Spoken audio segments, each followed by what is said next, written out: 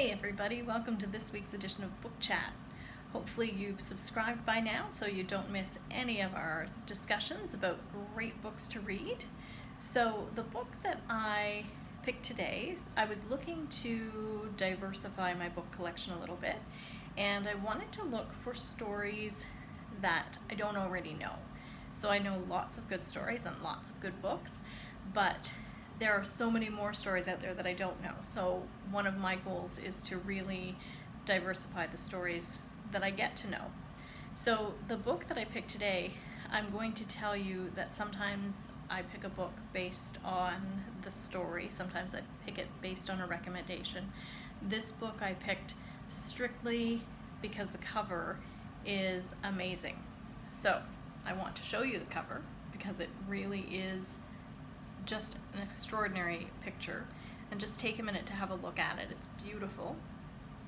And the story is called Wangari Maathai, and it's about a woman from Kenya.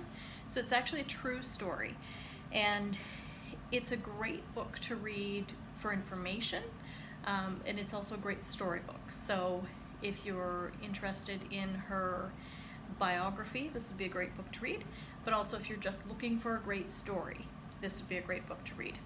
So this woman is born and raised in Kenya, and she decides that she can use her voice and her hands to make a difference in her community. And what ends up happening is that there is a big push to cut down trees and forests to farm different crops that need that space, and she recognizes the importance of keeping those trees. So by the time she passes away in 2011, she has been responsible for getting more than 30 million trees planted in Kenya, which to me is just astounding. And the lesson that she says she learned from her mother is that a tree is worth more than its wood.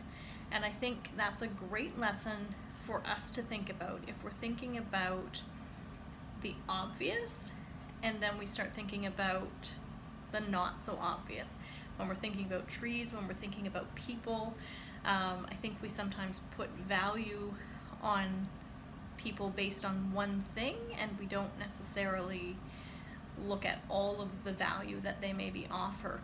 So Wangari looks at trees that, yes, you could sell and make money off of the wood, but also they provide shade, they prevent erosion along the waterways, they provide homes for animals, they provide food.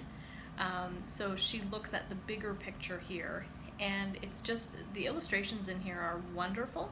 So I would highly recommend this as a book for you to check out. So thanks for joining me today. Again, if you haven't subscribed yet, please make sure you hit the subscribe button down below. And we will see you on Friday for science, and then on next Monday we'll see you for another book chat. Thanks!